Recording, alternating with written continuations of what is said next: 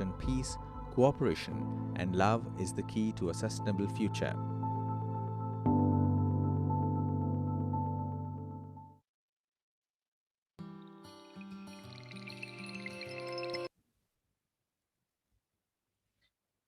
So I welcome everyone here, everybody who's present from different parts of the world, different corners of the world. Thank you so much for joining us today in this little event that we have organized. I would first like to welcome all our esteemed guests. First with us is Dr. Iyad Abumogli. And can we have the slide, please?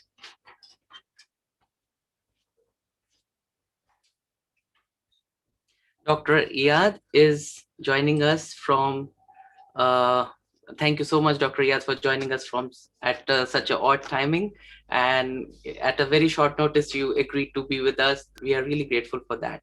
So, Dr. Iyad is the founder and also the one of the principal strategic advisors to UNEP for faith and environment. Because of his hard work and his a lot of passion, he has been able to bring all different faith groups together under one banner for one single aim, for environmental and climate action. With us is Francesca, and she is joining us from Africa. Uh, uh, Francesca, we have Nisreen with us. She's the Francesca. She's the executive director and founder of. She's the executive director and founder of South African. Just a moment. South African Communities for Environment Institutes. And Francesca, most welcome to our little event. Next we have with us is Nisreen.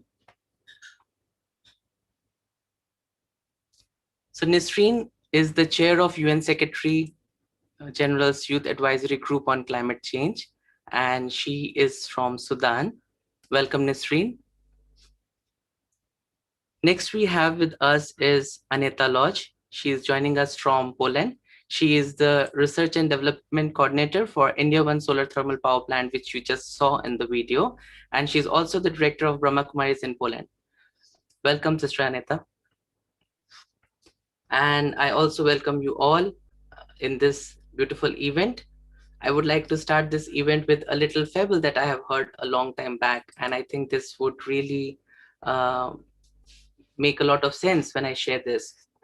A long time back, there was a king who was really a very good king because he was taking care of his subjects very nicely. But there was something inside him that asked him to go that extra bit. And he wanted to really please every subject that he knew.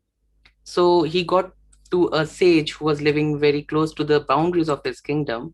And he went to him and asked that, "Dear hermit, can you give me some advice how to be a better king?" And the sage asked him to clean his utensils, and he said, "I'll tell you after that." And after he finished cleaning the utensils, the sage said, "Okay, now you plow the field." And the king also did that, and he kept on doing many things that the sage kept on asking him. And at the end, the king asked, "I came here to get some advice on become a better ruler, to be able to bring contentment to all, but all I have been doing is a lot of work for you. So when are you going to give me this advice?" And the sage gave a very beautiful advice. He said, "Dear king, the person who is just in front of you is the most important person. The time that you are in and the task that you are doing is the most important task for you. So always remember, those who are with you right now, right here in front of you, are the most important ones. The task that is in front of you, right in front of your hands, is the most important one. And the time that you're living in is the most important one. So there is no important time than now. So thank you so much for sharing your most important time with us. And we'll just begin from here. On this note, I would like to share a little housekeeping rules for you. The first housekeeping rule is that for the ice breaking session that we'll be doing right now, you can write your feedbacks and all your comments on the chat. And post that, you can write your feedbacks and questions to the Q&A moderator, Punit. You can see it in the participants list. You'll find the name Punit, Q&A moderator. You can send your questions to him. So my first question to everybody everybody. You can write your answers on the chat box, but our esteemed guest would be definitely sharing it with us. So the question is, our subconscious mind is very powerful. It just needs a word of a trigger to bring some experiences which we might not have ever understood why this answer is coming. So when I say this word, whatever visuals comes to your mind, you have to be sharing it with us. And the word is,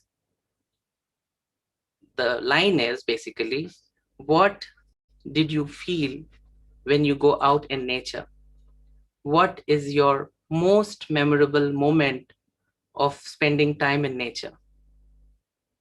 So just give yourself a few seconds, and I think I would start with Dr. Iyad, if you would like to share your most memorable moment in nature.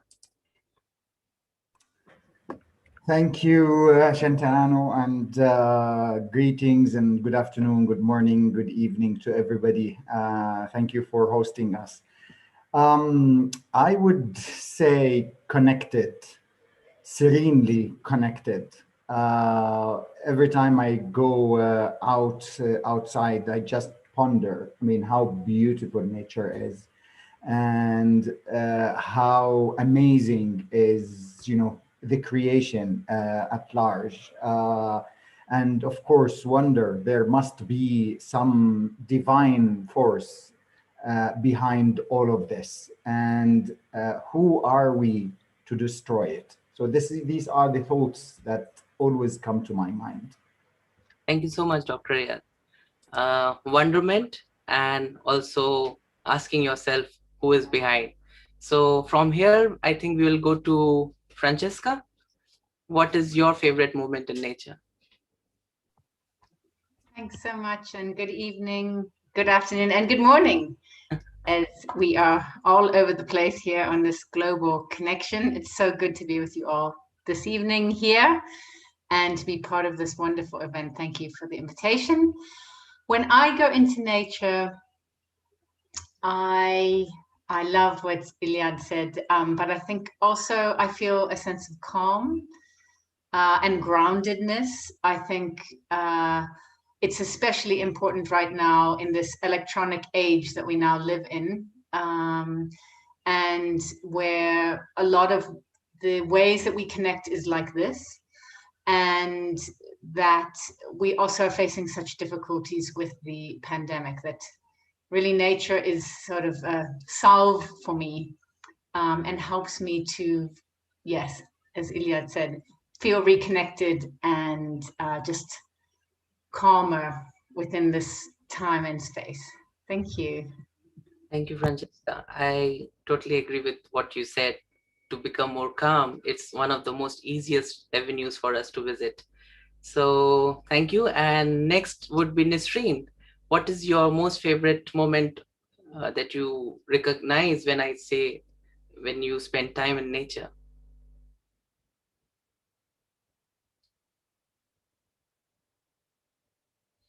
Nisreen, are you with us?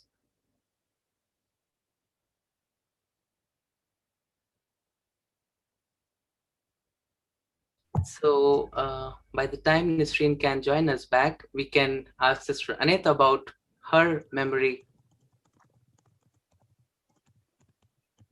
Greetings of peace, and thank you very much for having me here. I really feel very, very grateful and honored to be in this beautiful gathering. So I would like to take you and share my experience with nature just very briefly. Please close your eyes and let's go to the ocean. Let's sit by the ocean.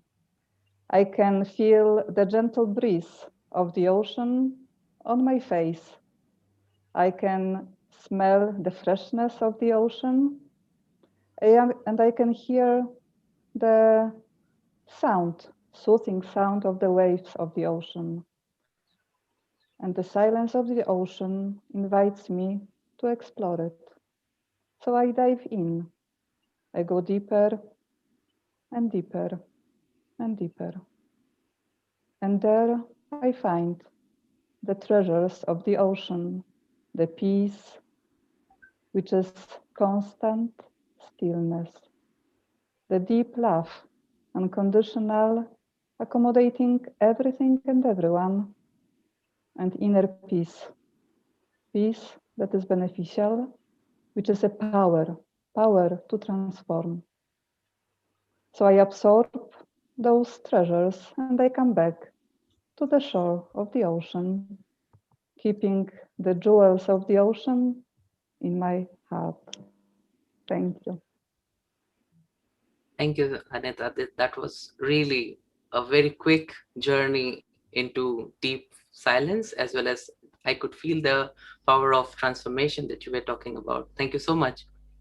There are many people who have written in the chat what they like about nature. I would just like to read some of them. Refreshment. Someone also wrote, walking on grass gives me inner peace. And someone wrote, it's mystery that only God can answer. So that's also very interesting. What else? You can write your feedbacks.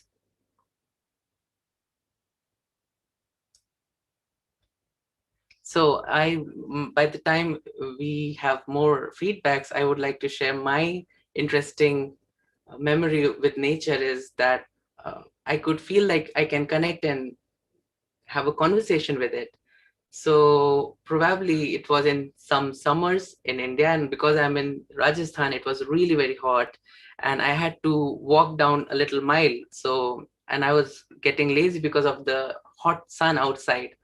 But I told myself, don't worry, the nature outside is your friend, just go out and it'll take care of you.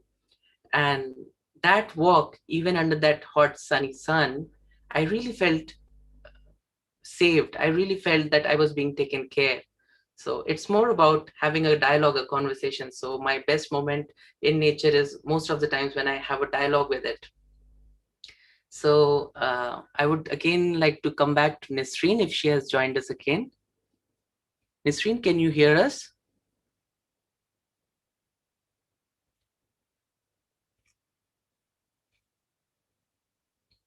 So we'll look into the fact how Nisreen could join us back. Until then, I think we should begin our main session. And for that, I would like to have a little round session where I would ask one common question to all the guests, and you will have around 2 minutes to answer that question. So the question that I am putting to all you is, out of the 17 SDGs, the Sustainable Development Goals, which is your favorite and why? And which values do you associate with that particular SDG? So I can repeat it again. Out of the 17 SDGs, Sustainable Development Goals, which SDG is you are more drawn to? Why? And which values do you associate with that particular SDG? So I think we can go another round. We can start with Anita.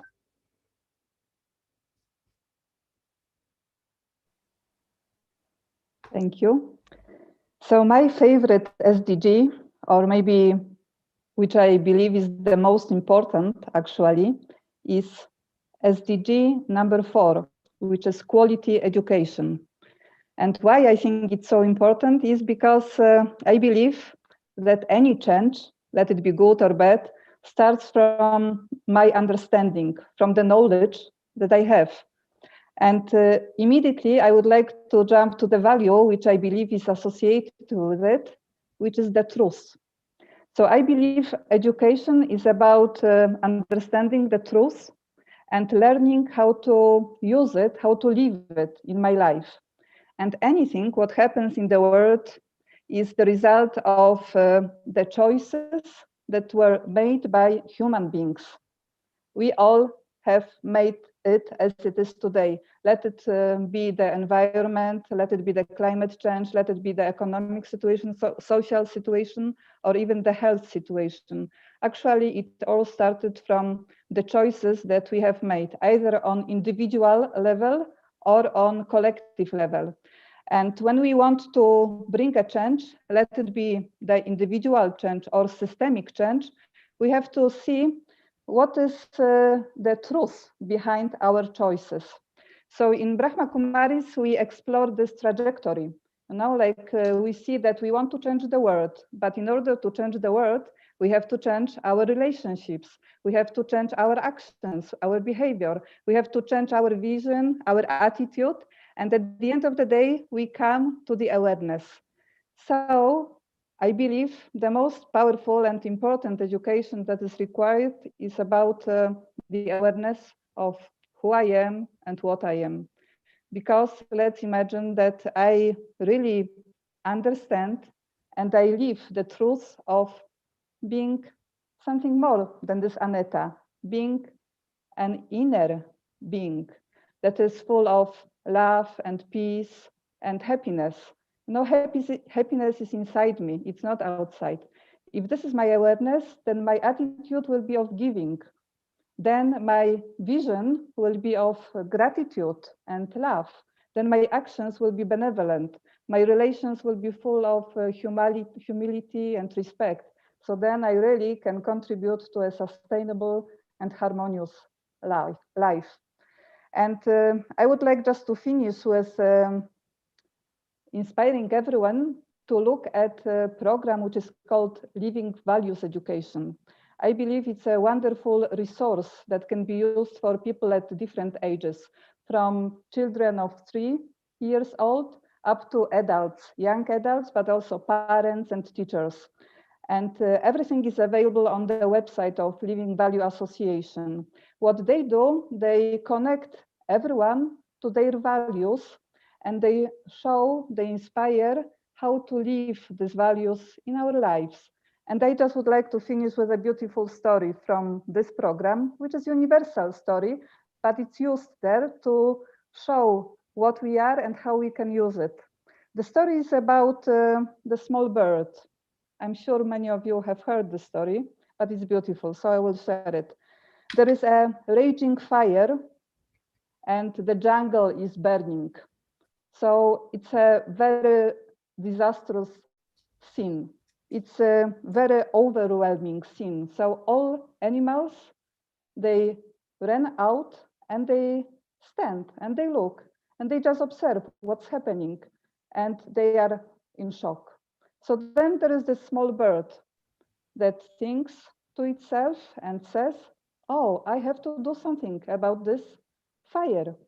So what it does, it goes to the stream, which is nearby. It takes 1 drop of water, goes under the jungle, drops the water on these flames, and goes back to the stream. And he does it over and over again, back and forth, back and forth. Then these big animals, they look at it and they think, it's crazy. And they tell it, what are you doing? You are so small. You cannot make any change. Nothing will happen. And the bird says, I am just doing my best. And then there is someone else who is listening to this conversation. And this is the divine. And the divine hears the little bird, and the divine sends an angel who brings a cloud of rain with it. And then the rain puts off the fire. So this is, I think, very beautiful story of courage, commitment, and so many other things, not only for small children, but also for us. It shows the power of individual and the power of our dedication. Thank you. Thank you, Anita, for sharing that. What I really like about this entire intervention that you gave, your sharing, is that truth is something that is empowering. And the moment I could see what is true, what is really empowering, it helped me to make better choices. And as you were mentioning about the bird, I realized there's a very beautiful saying that says you can stop forest fires, you can even stop a freight train, you can even stop trumpeting buffaloes, but you cannot stop a good man. A good man that is full of values and virtues. So thank you so much for that sharing. So on that note, we come to Dr. Iyad. What is your favorite SDG and why is it so? And which values do you associate it with? Thank you very much, Shantanu, for this beautiful question. Well, I would definitely choose SDG 12, ensuring sustainable consumption and production patterns. Lifestyles identify how we live as a set of behaviors and choices and habits shaped by our social, economic, and political spheres of life.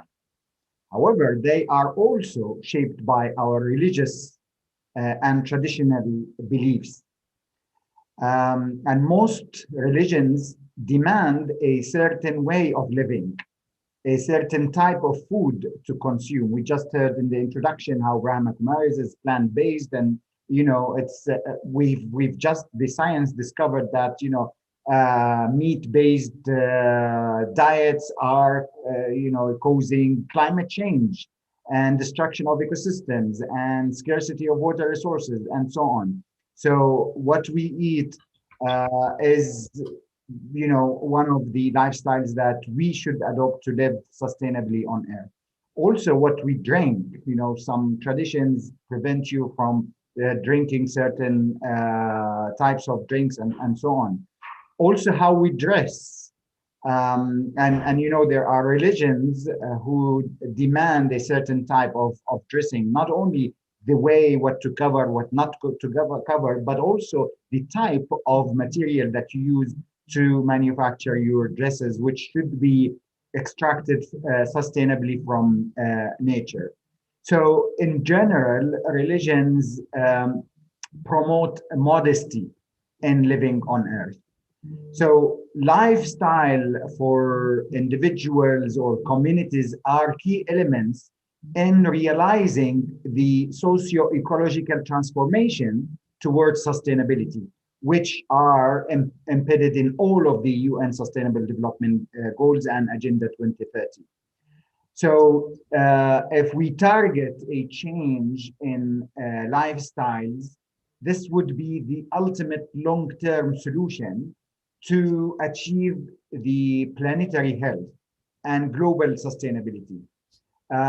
So living gently on Earth is the value that drives me. And in a number of traditions and religions, more or less the same concept, living gently or in harmony with the creation or with our nature and surrounding, is a value that I hold close to my heart. So integrating lifestyles and culture can be achieved by individuals and by communities in their action. So if we promote sustainable lifestyles, we do need, and I am happy that Anita mentioned education. So we need to integrate sustainable living into other domains like education, finance, partnerships, advocacy, and other domains that constitute the entire Sustainable Development Goals. Thank you. Thank you so much, Dr. Ayad. I really picked up that line when you said long-term solutions, because generally what happens is we try to focus on what is immediately in front of us and sometimes take up a rash decision. And when you say long-term solutions and gently walking on earth, I think they both are very in sync. When I am doing things gently, I am really sustaining my capacity for a long-term vision. So thank you so much for that beautiful sharing. So coming to you, Francesca, what is your take on your favorite SDG and which value do you associate it with? Thank you so much. I'm glad I've gone third in this panel. I found this question incredibly difficult, and it really had me scratching my head. And so I asked some of my colleagues, and some of the ones that have been mentioned came up. And when I was going through the SDGs thinking, okay, which one shall I choose? I still only managed to get down to about 14. So I've failed on my homework. But I think it's because the work of SAFC, we're a multi-faith NGO, we're an environmental NGO, but we really do start, our foundation is around these 4 pillars of sustainability: human, social, economic, and environmental. And we don't separate them. When we talk about eco-justice, or environmental justice or climate justice, we're also talking about social, human, and economic justice. And those things cannot be separated when you're working in the region where we work. We're Southern African, although we also work in East Africa as well. So I found it really hard to answer this question. I think that if you force me, I might try and just narrow it down to 3. Because of our holistic approach, though, however, we see ourselves as being in the one web of life.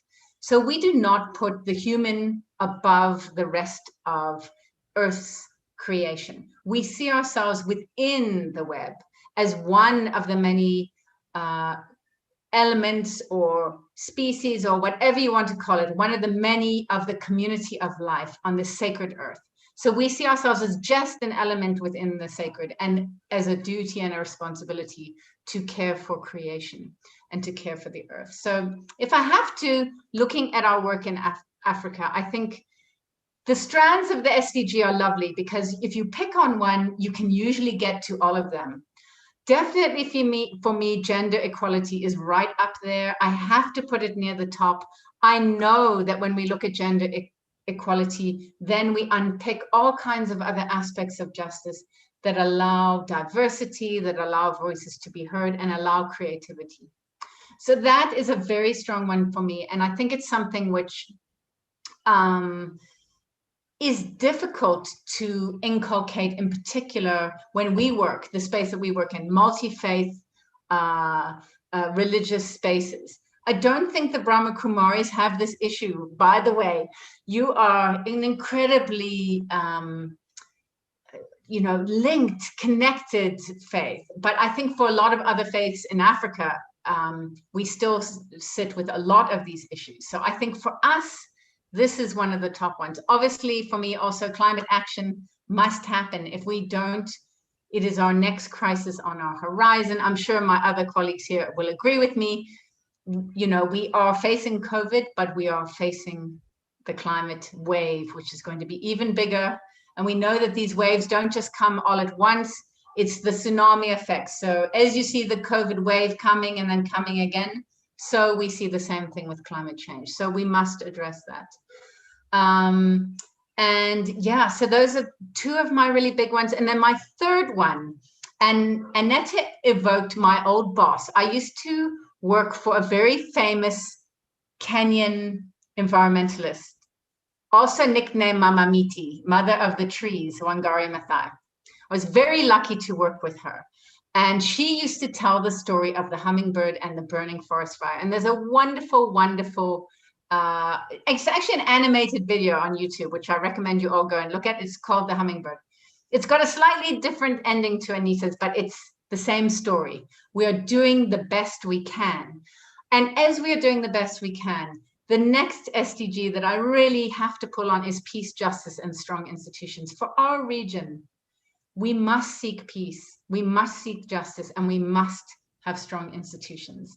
And that whether that's your faith institution, whether that's your organizational institution, I think as much as we can be transparent and fair and just in our approach, so we will together reach the goals that we have.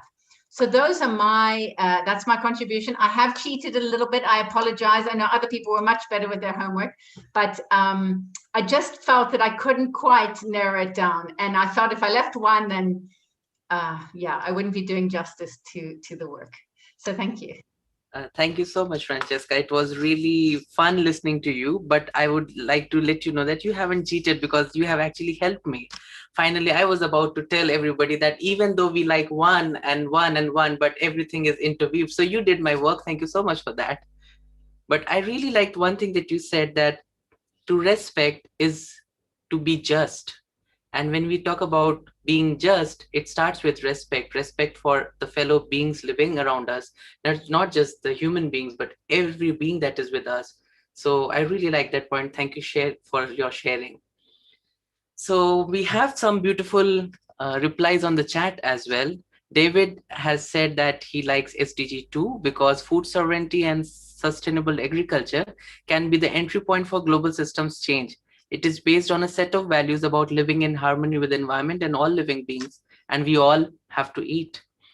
And Debbie says SDG 4, and she also likes Francesca's your sharing. She said it's lovely. So we are getting many nice, interesting feedbacks. So we'll move on to the next round. I would take a few questions from each of you. And to begin with, I'll start with Dr. Iyad. So your first question is, you have been playing the key role in bringing all major faiths together under the banner of UNM, United Nations Environment Program. I think to bring people with different values, different mindsets together is a big task. It takes a lot of energy, it takes a lot of planning, but it also requires a lot of uh, strength to stand on your foot, and that happens with certain values. So I would like to ask you, what values do you identify that has helped you in achieving this task? Thank you, Shantano, for this question as well. When we started in 2017, designing and developing the global UNEP strategy for engaging with faith communities. And as you know, the UN is a secular organization, and it applies and upholds the values of the UN, which are global values that are in the UN Charter that all countries have agreed and to respect and to apply. But I was thinking of or looking for something that is, first of all, creative, second of all, inspiring, and third, connected to the belief system, and a word that is most used by believers everywhere. Of course, not everybody, but most of the believers. So I was pondering, and I came to the word creation, right? With the creation. And I wanted to translate this word into objectives and values for our work. So if you bear with me, I will go through the letters and tell you what they mean. So the C represents communication. And the most important part of dealing and partnering with people is effective communications, and at all levels, high level, the people, the general public, regional, international, and so on, all stakeholders. So communication was one important value. The R is for respect. And that means respecting all spiritual and religious beliefs, regardless of what I personally believe or what my boss believes or what, the donor who is contributing to the financing of the program believes. We respect all beliefs. This is the essence of the interfaith collaboration. And that what brings religions in harmony, in coherence, working together towards our common goal, which is the protection of the environment. The E, which stands for empower.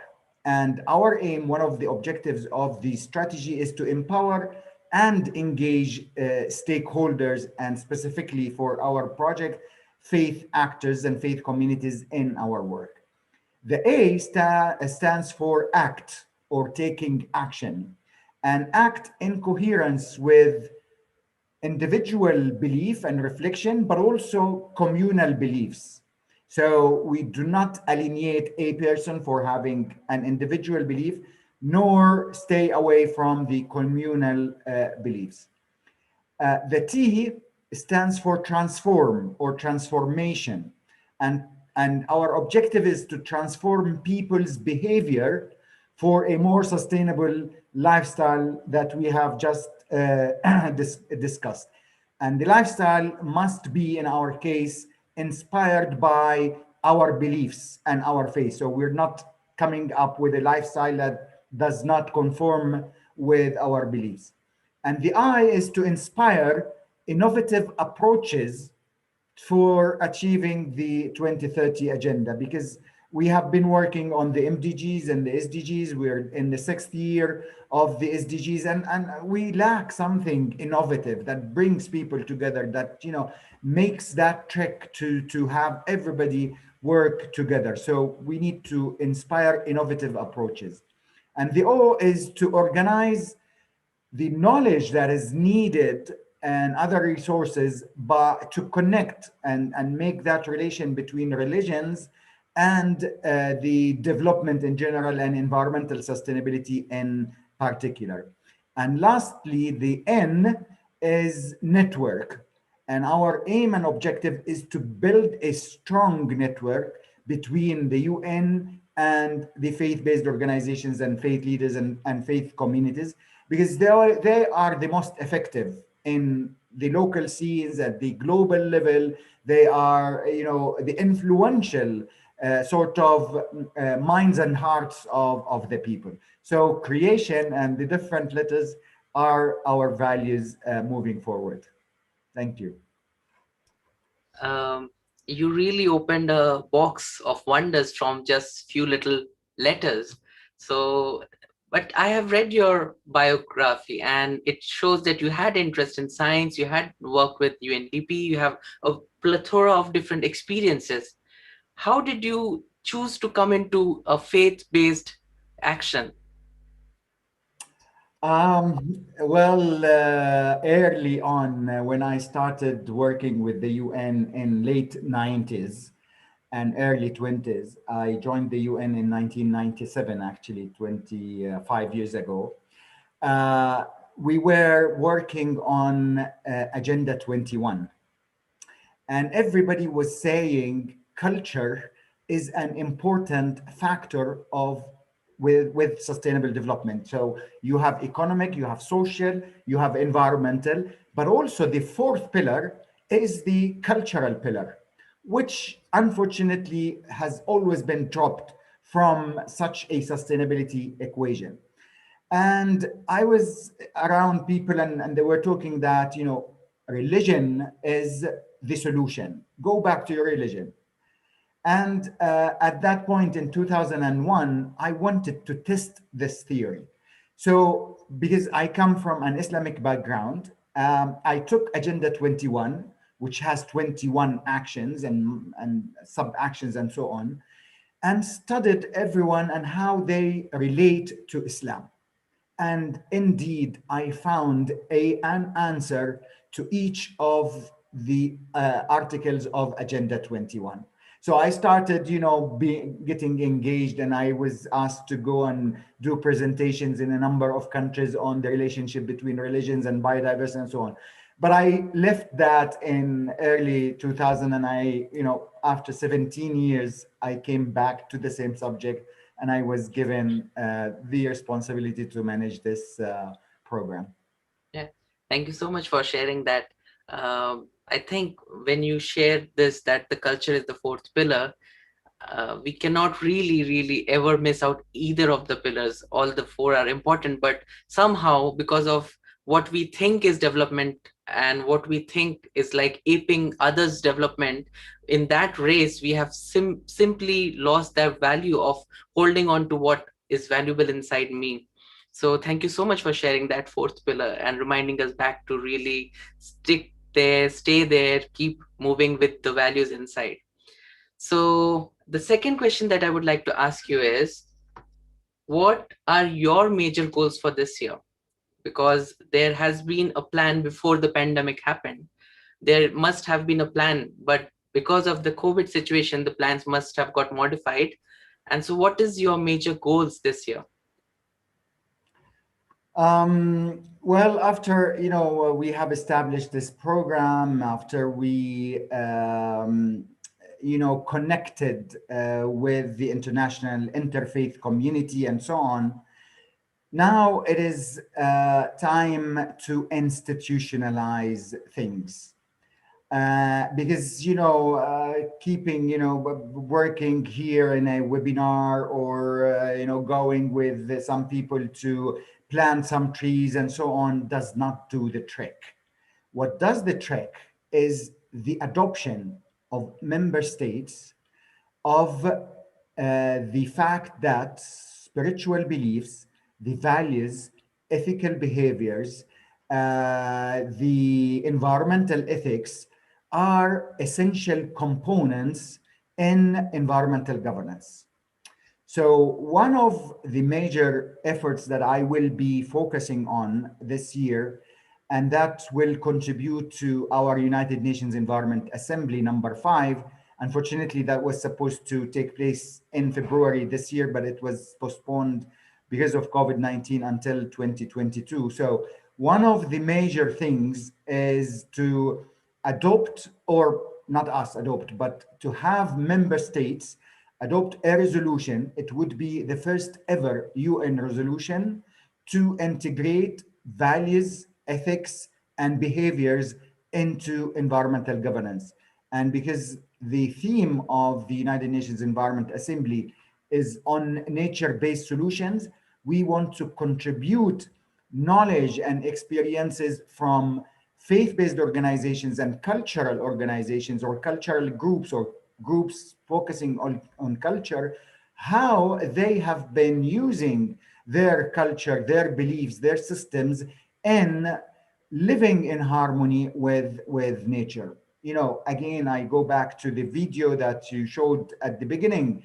It's, you know, being integrated with nature, utilizing sustainably the natural resources according to our beliefs and so on in our you know, institutions, in our houses, in our houses of worship, and so on and so forth.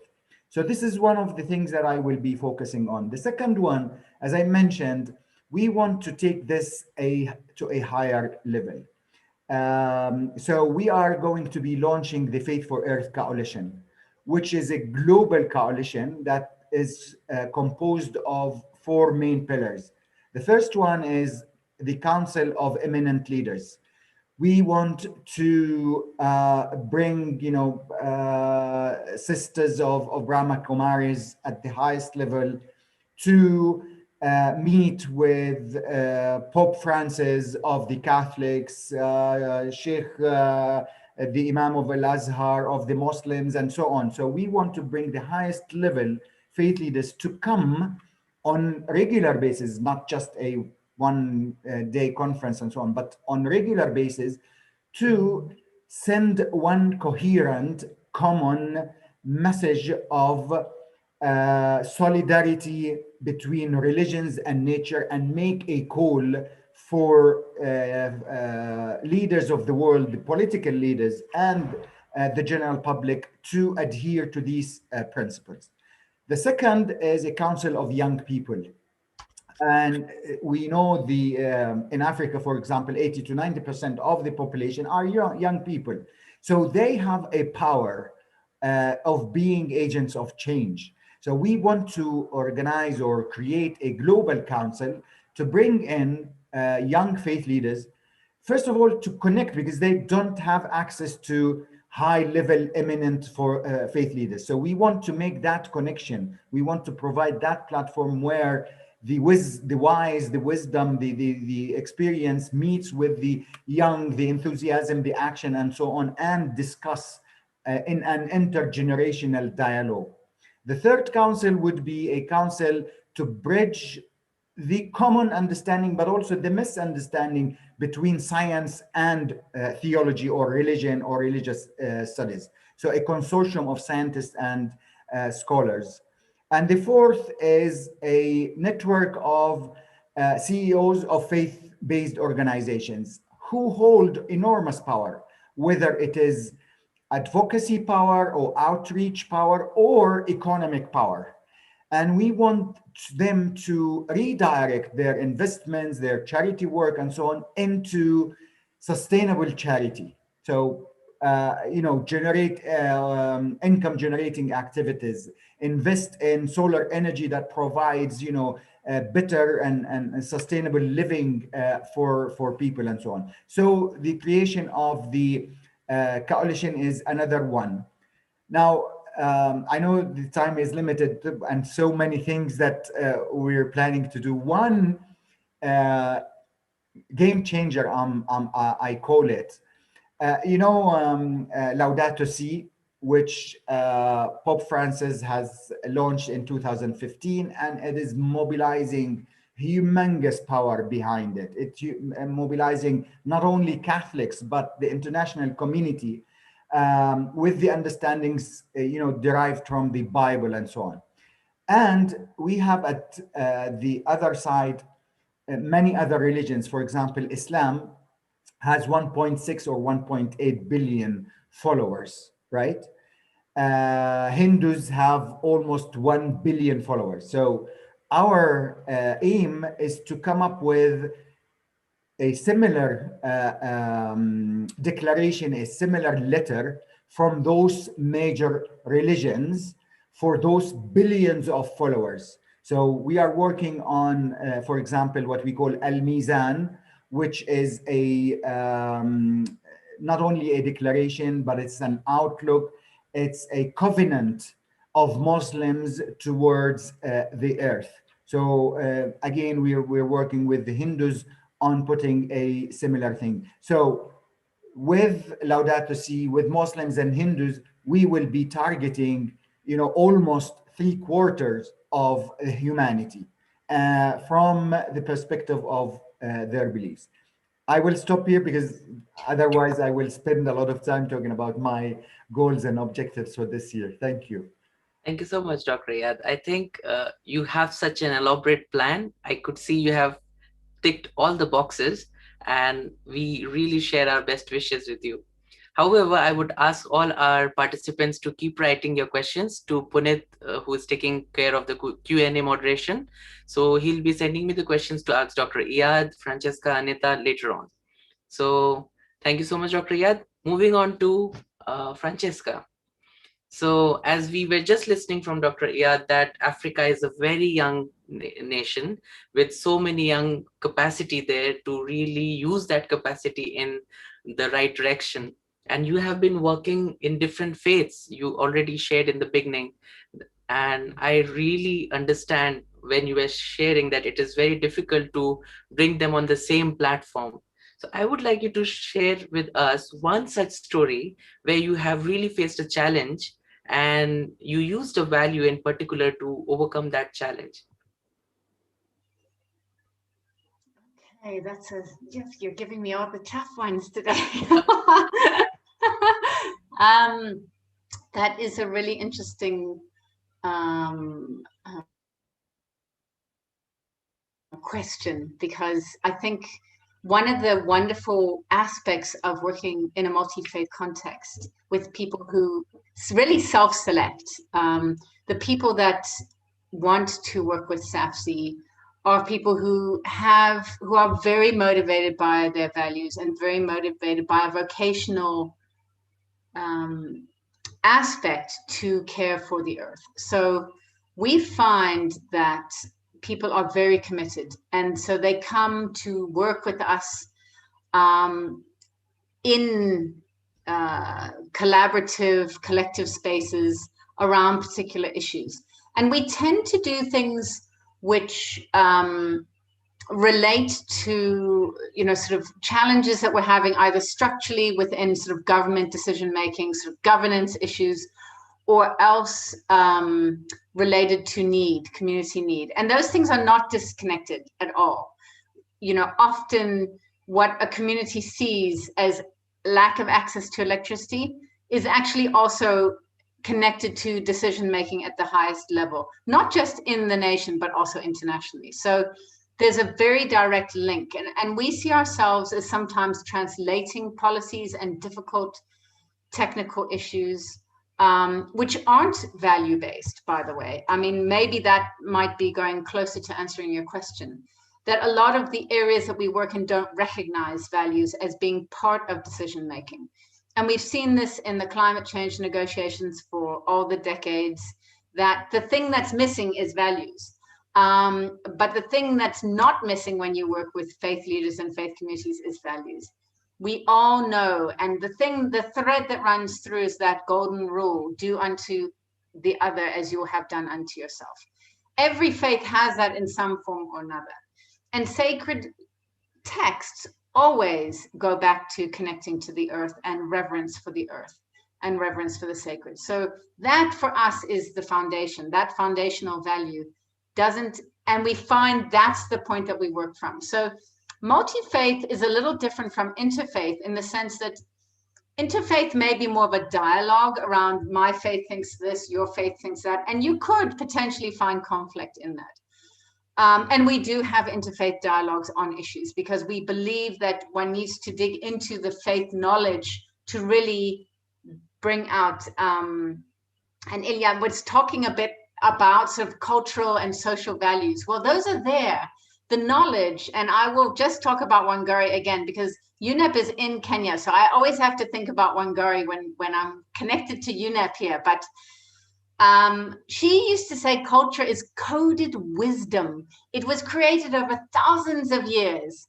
And we lived in harmony with nature. Yes, it wasn't perfect. I'm not one of those people that harks back too much, although I absolutely love nature.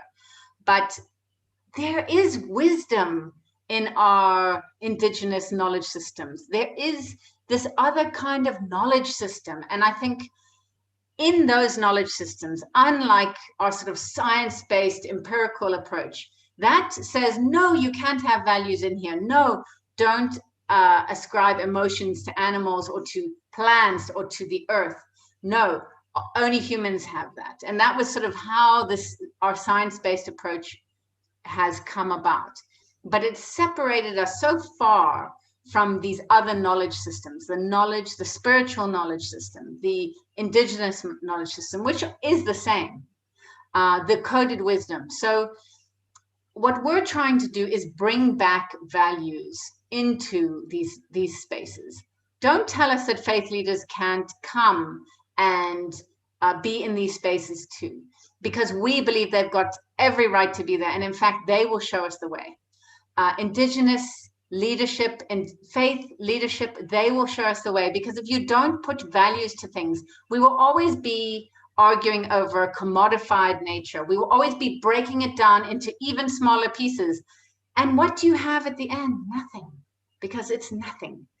You have to put the value, the intrinsic value back in and recognize it. Stop trying to make it into a financial model. That's not what's going to solve this problem that we face to heal our relationship with the earth. So yeah, I would say values are absolutely central to everything we do.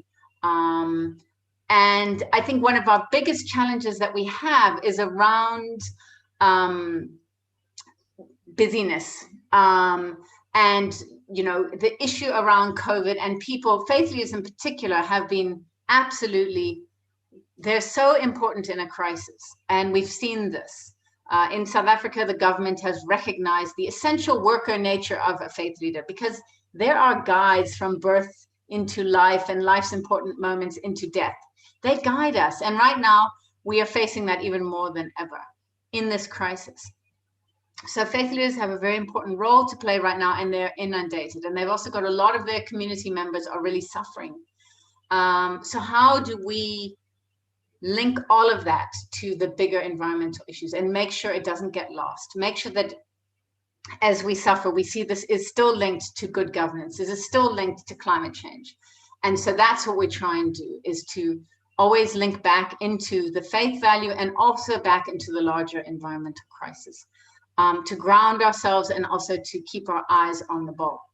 So that's how we are dealing with that. I don't know if I answered your question, but I tried. I think you really answered my question. I was probably hoping for an incident that I wanted to listen, but you really took that question into a different level and really told us that missing values is the biggest challenge that you are facing, and how you are dealing with it is bringing more and more spaces and voices of faith leaders and indigenous leaders into your work. Thank you so much for that.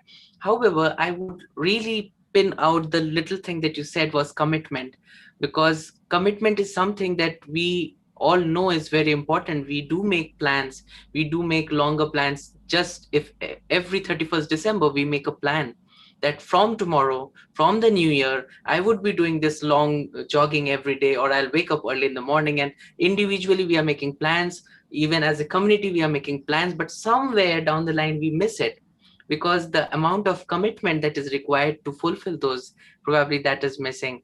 So my next question to you is in regard with that: how did you bring that commitment into your work? And also, when you talk about eco justice, because you spoke about it in the beginning, how do you really bring eco justice to even high level discussions? And is that eco justice a concept that is based only for a region specific or a people specific? What is basically eco justice, and how do you associate that with the value of commitment? Yeah, I think those are more good questions. I think that justice, can't remember who I'm quoting now, but they say the arc of justice is long, but eventually you reach it. And so I think that part of eco-justice and part of commitment is knowing that you're walking a piece of the road, and you're walking a piece of the road with these people, and to be very aware that some of these struggles, we're standing on the shoulders of people who have come before us and others who are coming after us. So we have our time to be committed. And, as much as we have a long time on earth, it's not that long. So there's this, it's a moment in time that we find ourselves in, and there's an opportunity in that. So I think that justice is something which is very much not held in a single mind, but in a collective space. It's a community issue, eco-justice. And again, for us, it's not just the human community, although a lot of the work that we do is in the human community. I love, one of our events that we had with the Brahma Kumaris, we had John come and speak to us, and he was telling us about some of the projects you've been doing around human relationship with plants and the crop quality. And you hear this in other faiths and in other places, how we think about our relationship with the plants, each other, and how can we, I think also it's just to recognize that we're in this sort of place of that needs a lot of work, that it requires us to be committed. It requires us to take action. And by taking action, we move towards eco-justice. But it's not, I don't think eco-justice is an easy thing to achieve, although our funders would prefer us to work in yearly and 3 yearly cycles. And at the beginning, it might have been you who introduced me. I'm not actually the founder of SAFSI. I'm the next leadership. You were the executive director. Yeah, sorry. Yeah, that's okay.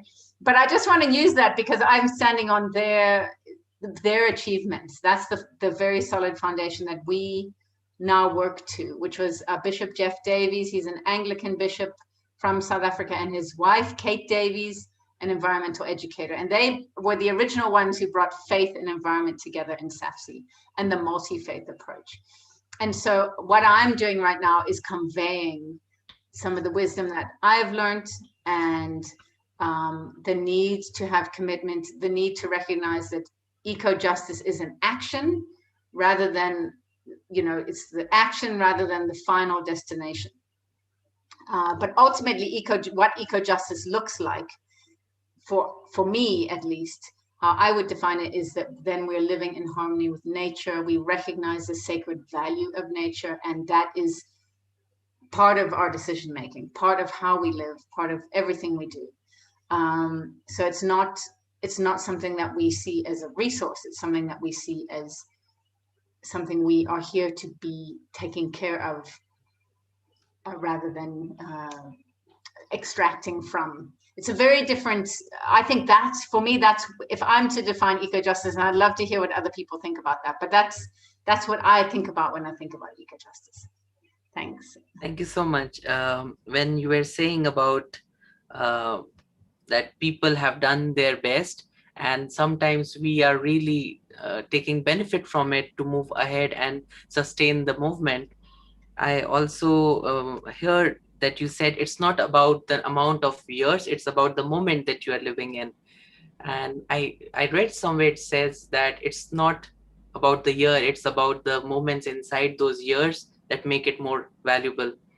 So when you were talking about it, really made me realize that how much aware are we of those little instances, those little moments of our actions. And as we know that my next question would be with Anita, but I would like to take that point from your contribution, that awareness, when you're talking about it, how powerful is that? So, Anita, can you just tell us, how do you connect awareness with action, and that how that action is really helping us back in making a difference in the world that we are right now? Thank you.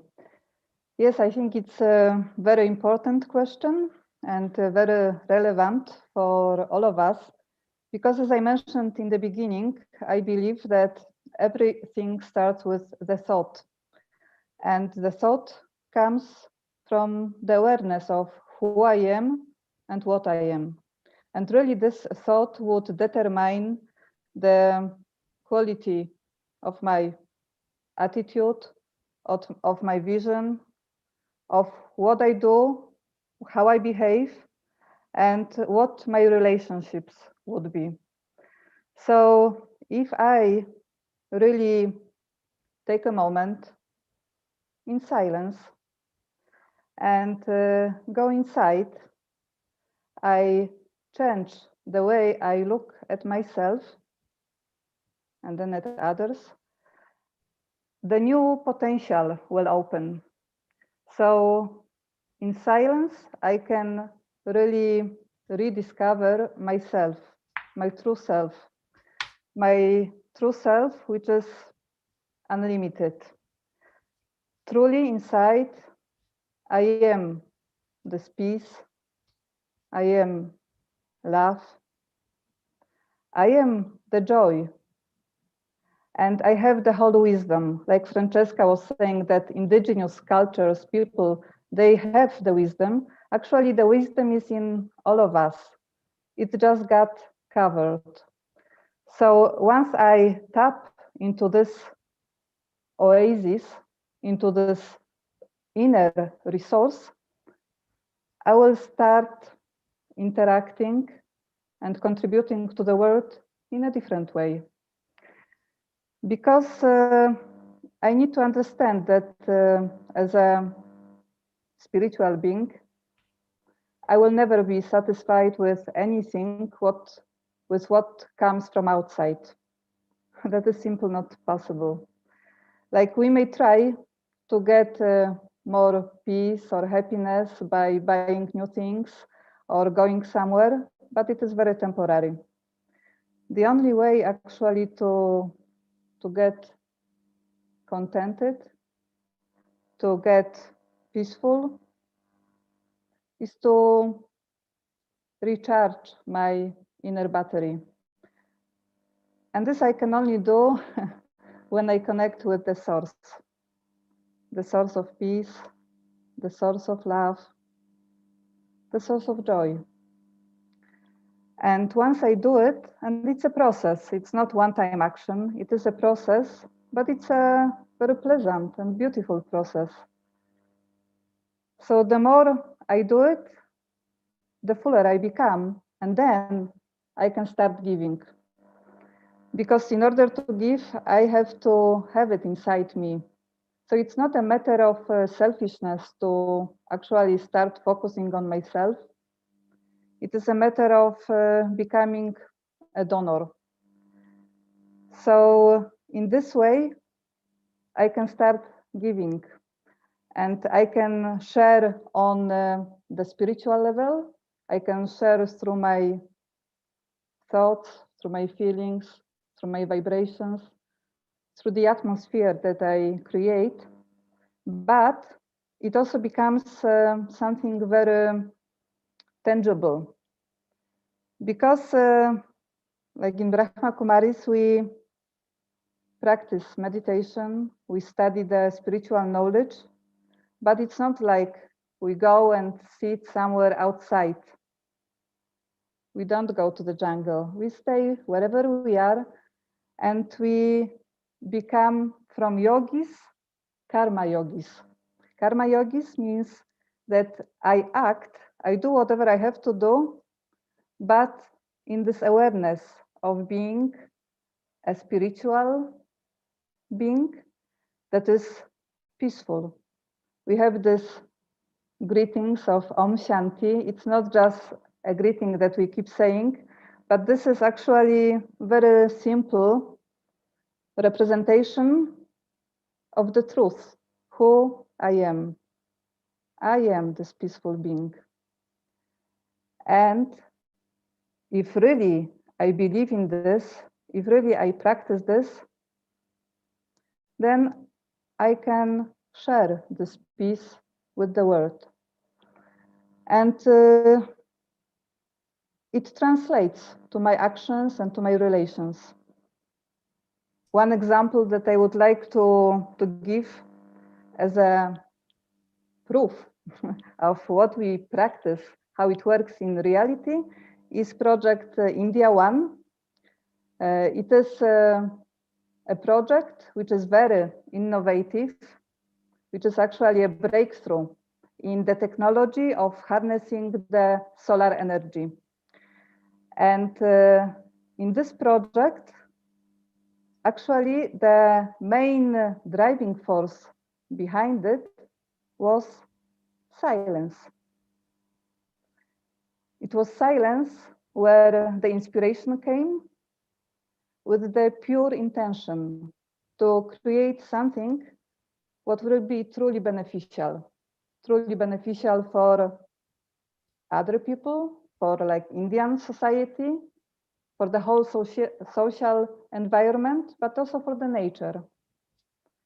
So the pure intention, which was born in silence, actually made impossible possible, made something what was unbelievable to conceive a reality. We were able, the whole team of yogis was able to develop a technology that allows to generate electricity, power from the sun for 24 hours a day. And this is very special. As far as we know, there is no working solar power plant that can do it, that can generate power 24 hours a day. And the seed was in silence and with the pure intention, not looking at the return on investment, just looking at how we can contribute really to bringing back the harmony to the nature. And then in silence, it became possible because silence is unlimited. And in silence, you can find the seed. And within the seed, there are all the answers that you need. So in silence, there is this highest potential that otherwise you cannot imagine. In silence, you can connect with the source that has all the answers.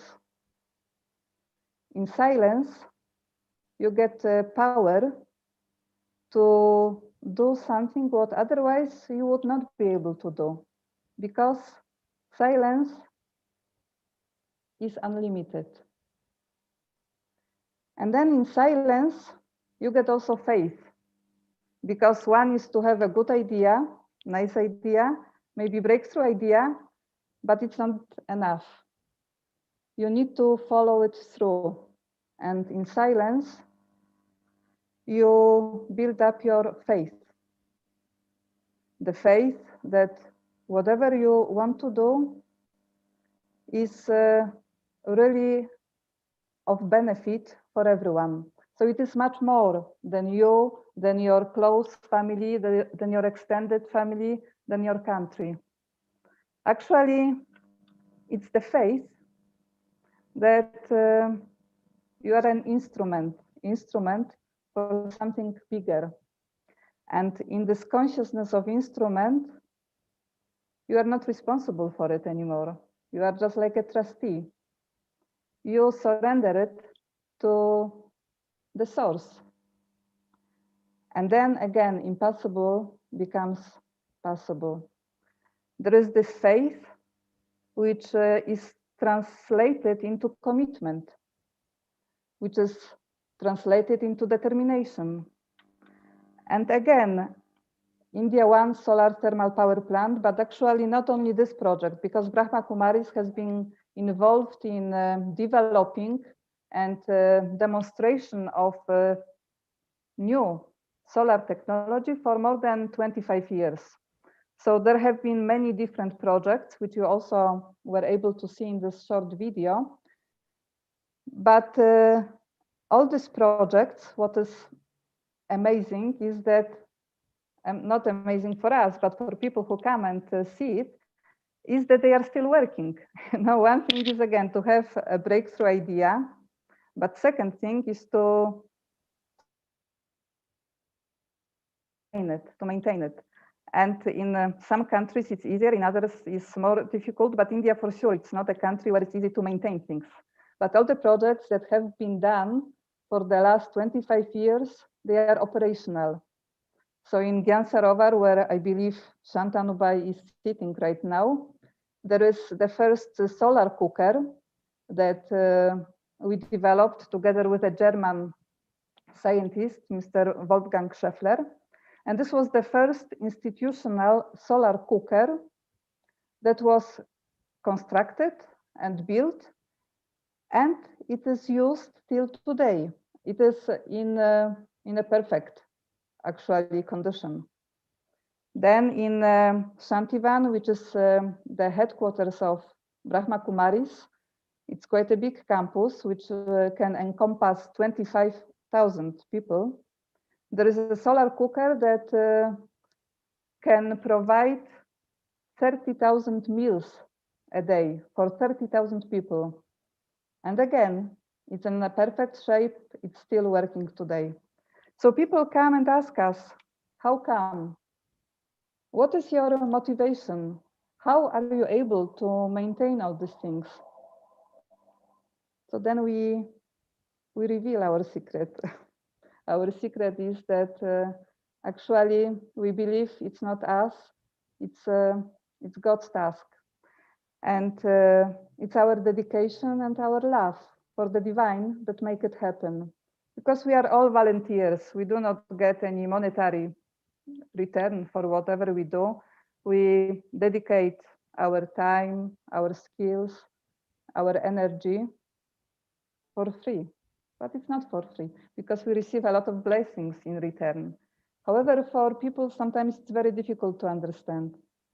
So in the awareness of being the inner spiritual energy,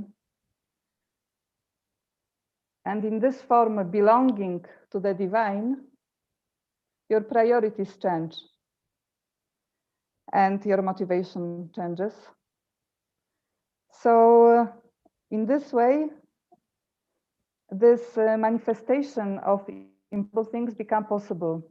And I believe, of course, it's not a solution for all problems in the world, but I think this awareness and then attitude which comes from it, and then the actions, this may be the solution. And regardless the SDG, because all SDGs are for us, human beings.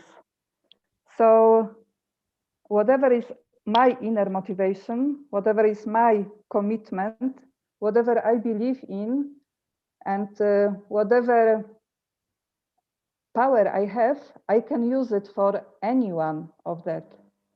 Otherwise, there can be different systems, there can be different financial schemes, there can be anything. But if there is no inner conviction, inner motivation coming from the awareness of simply who I am, what I am, to whom I belong, and what I have to do now, nothing will change.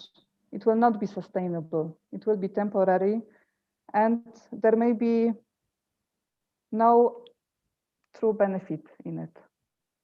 Wow. I think I was really amazed how you started with the little question of awareness, took it to another level of breaking it down into silence and the power of silence, and how that power of silence can really unleash the new potentials that we have. Then that you connected with faith, because I really understand when you said that silence provides you answers and it also brings a lot of courage inside you. I realize when there is a little glass bowl of water and it is shaking, you really cannot see what is beneath it. But the moment it is silent, you can see crystal clear that there is a pearl, there is a stone, there is a coin. And that makes a good sense that when I'm able to silence myself, I can unleash my new potentials. And how you connected that with the story of India One solar thermal power plant, that's really, really something to look forward. I would request all our participants that if you get a chance, please have a look on the website, and you'll get to see many of these such wonderful activities that Sister Anita was just mentioning. I would also talk about that new potential that you asked. You already had a background in a very high corporate job, and leaving that and coming into a work profile where you, as you said, you are a donor, you are a volunteer, and you are doing things for environment, and you are more inclined towards sustainability. Did you see a difference in your background of what you were doing earlier and the things that you were doing now? Was there a fight inside you, and how did you overcome that little war? Yes. Yeah, that's true. My background is a really corporate background. And I've spent there good 15 years. And I have to say it was very good experience for me. I learned a lot. I spent beautiful time with beautiful people. But there is one but, something was missing. And even I had everything on external level, something was missing inside. And that what was missing was the conviction that whatever I do, it makes sense, like it brings benefit, not only for a limited number of people, but for all. So I was feeling that I'm not using my time, my energy, my skills in a worthwhile way. And it was so strong, but I didn't know what to do. Till I came to Brahma Kumaris and I started to study the spiritual knowledge, and I got understanding and I got power to make the change that I wanted. And I did. And it was like the best thing I have ever done in my life. And it was like a gift from God for me. So, but still the learning from the corporate world is very useful, is very relevant. However, now I see it in a different way. I see it as something on which we can build, or actually from which we can go deeper and deeper to a different dimension. And if we do this, that will be sustainable and that will be benevolent. And this is what I was missing when I was in this corporate world. Different things. For example, I really loved the process management. Really, I liked it so much. You know, all the procedures, the quality manuals, the key performance indicators. I thought it was so structured and so good. Yeah, and it served the purpose of corporation, but it doesn't serve the purpose of the world, of changing the world. But now I see that from this process way of management, actually what we need to see is to see my inner discipline, you know, like my inner discipline, which comes from my values. The whole thing in corporate world is that whatever I do is not mine. And if it is not mine, it means I keep investing. I keep investing in something outside, and it drains my energy. So at the end of the day, I am burnt out. This is one thing. And second thing, it's this limited benefit that it brings. I didn't like this. So inner discipline, I think, is one value which is very useful for everyone. And actually, discipline sometimes maybe is misunderstood as something limiting. No, actually, discipline gives freedom, because once you know what is important for you and you define or you receive maybe the directions how to get there, this becomes your discipline. And actually, it gives you freedom because you are free from what you don't like. Like in spiritual terms, you are free from negativities, from waste. No, it's just a matter of check and change then. And it brings a lot of power, it gives a lot of strength, it gives clarity, and it brings commitment. So I think to be able to find the inner discipline for oneself, it's a great fortune. You actually, I would Another like to thing, just ask, I mean, compliment you here that you really changed the definition of discipline for probably many of us here, because when you use the word discipline, I only see students standing very strict, rigid, and there is this little box that one has to fit into. But when you say that discipline really brings freedom to you, and when you started sharing that how it brings freedom to you, it is really very interesting. Thank you for sharing that aspect of discipline. I'll never going to miss that. So I think as we are nearing to the end of this session of the event, we missed Nisreen because of the technical difficulty. She couldn't join us back. So I would ask all three of you, please share what was your personal takeaway from this today's entire event. Uh, it could be some point that you really liked, or maybe a moment. What was your personal favorite one moment of this entire event? We can start with Dr. Iyad.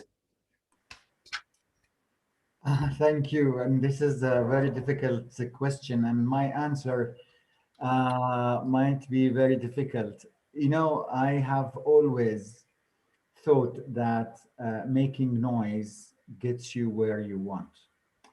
And for the past at least 35 years of my career, I have been making noises. I am a very energetic, active, you know, I cannot stand still. I jump from one place to the other. I shout sometimes when I don't like something. And I make and keep nagging to make a point, you know, whether we're talking about environmental stewardship or, you know, living as kind people on this earth. But listening to my sisters and over the past 2 years being introduced to Brahma Kumaris, to the theory of silence. And I tell you, I mean, one day I was challenged by, or I challenged a doctor who practiced hypnotism, you know, and he wanted to hypnotize me. And he tried and tried and he failed. And he failed because he said, your mind keeps grinding, keeps working, keeps thinking of many things. And I confess, even when I pray to God, I think of, oh my God, I forgot to send that email. I'm sorry to say so. So I do need what I want to take out of not only this webinar, but also my interaction with all my sisters and friends at Brahma Kumaris, a way to be able to control, to silence myself internally so I enjoy life, and probably do things differently. So if you can achieve that, I would be so much appreciative. Thank you.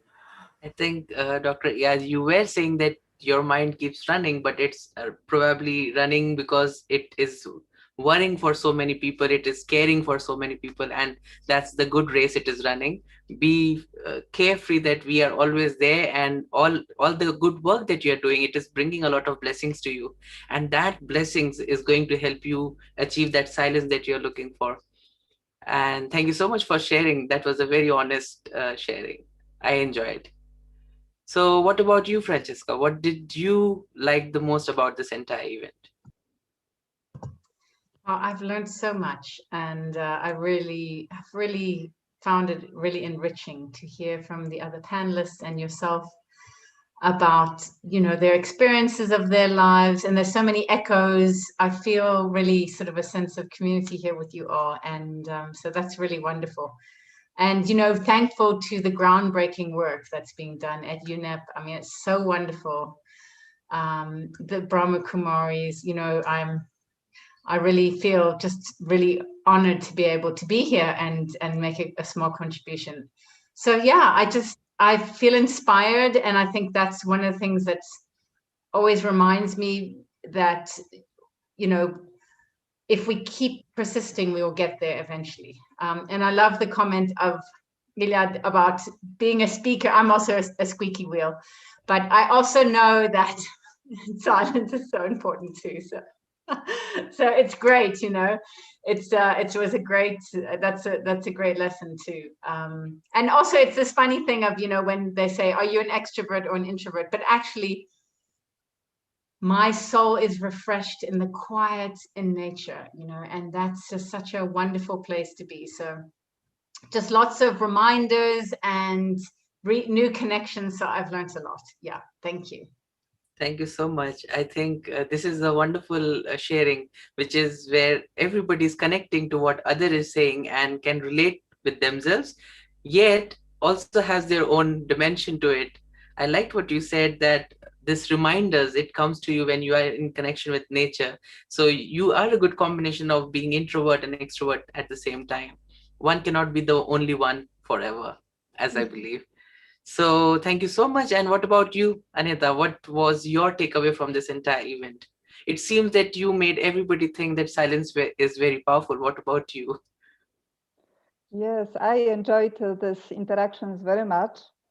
And I feel very fortunate because it was very beautiful opportunity to pick up very, very beautiful, very deep virtues. It's wonderful when we can pick up virtues because it makes us unshakable. It makes us stable in any situation. And this situation was very easy to pick up those virtues from you. So I really thank you for this. I feel enriched.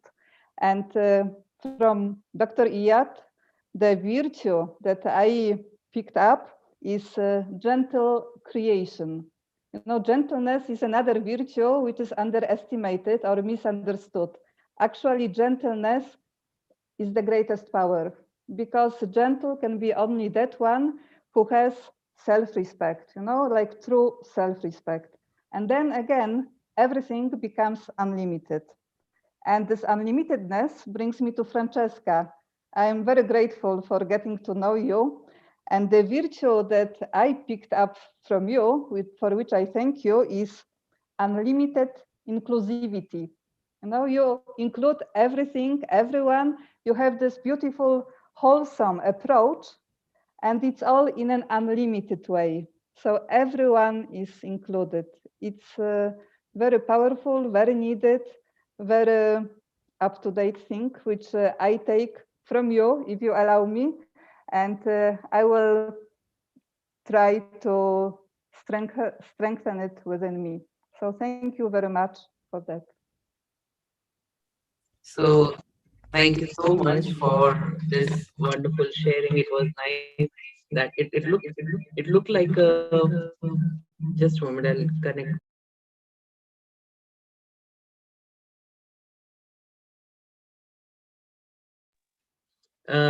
When Anita was sharing, I felt like it was like a lunch hour in a school where everybody has opened their lunchbox and is sharing. I like this from your lunchbox, I like that from your lunchbox. And this sharing is something that is so pure, so powerful, that this gives us constant energy to move ahead. And with that note, I would like to invite all of us into a silent reflection. And Anita, if you could help us go into that deep experience of silence that you were motivating us into. So I would request Anita to join us for meditation. And post meditation, I would request you all to be here just for a little snapshot that we would like to take with everyone. And Anita, over to you.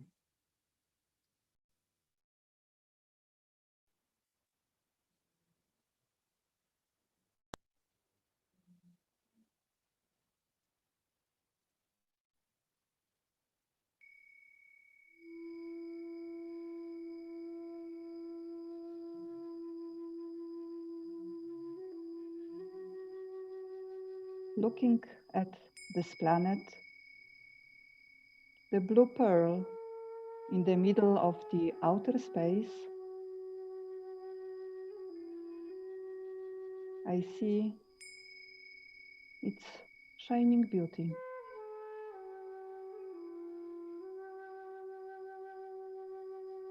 The sacred earth is the only planet able to support life. I realize how sacred the earth is.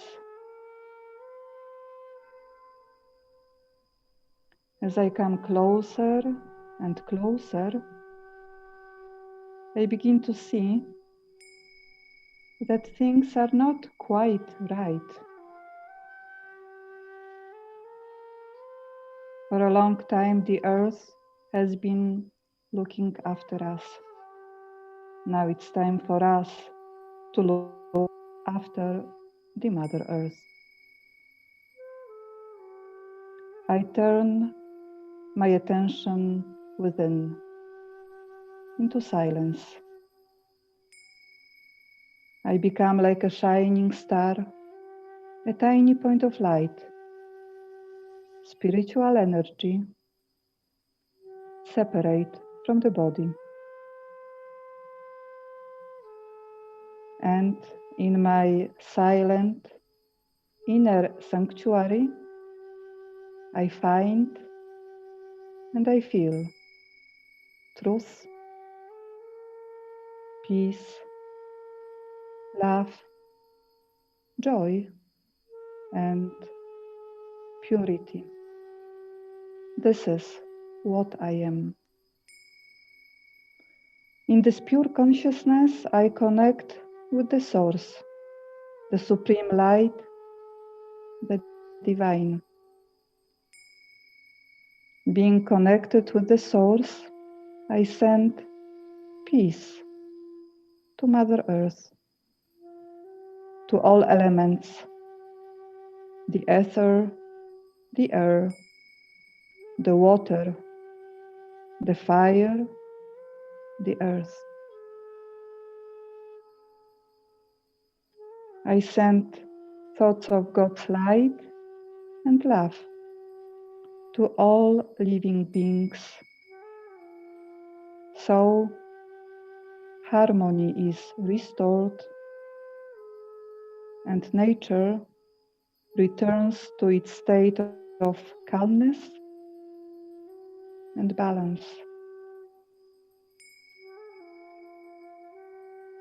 Let me take the light of purity from the divine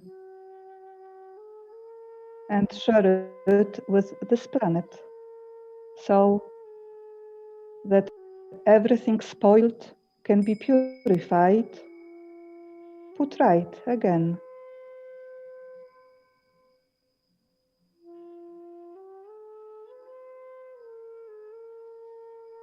The earth becomes pure,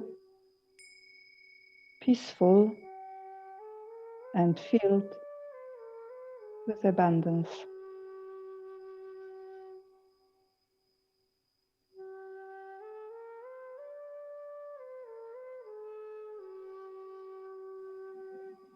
I send my gratitude, my appreciation, my love, and deepest respect to the sacred earth. And now I come back, filled with the divine love, light, and might, so I can use them in my daily life to look after myself and the earth.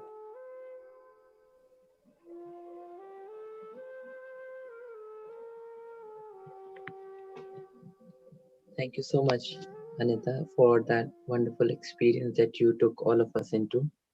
I would request everybody to open their cameras if they are comfortable with it. You would like to take a little snap of your happy faces. I'm very sure that you have got a lot of good wishes and good feelings after this wonderful event. I am also very apologetic because we have extended it to a little more than the expected time. And thank you so much for your kindness. So I would request our technical team, Praful and Puneet, to take a snap. And if you are happy and if you have felt really interestingly empowered, you can show V for values, V for victory, and we'll take a snap.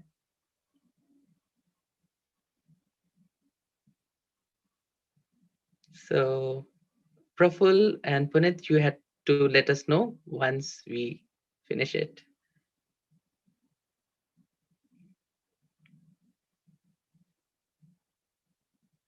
Yeah, it's done. Thank you so much. So thank you all for joining us on the 6th of February. We also have another webinar. Uh, please show us the poster.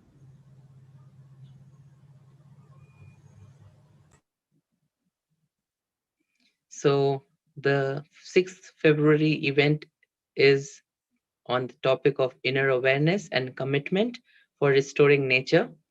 We have a wonderful panel of speakers again with us. Maureen Goodman, she's the program director from Brahma Kumaris UK. And then we have Father Jostrom, who would be joining us from the Vatican. Lisa Jogib, she will be joining us from Switzerland. She's the founder and director of Diverse Earth. And the moderator for the event would be David. He's the program manager for Sinesa, and he's from Kenya.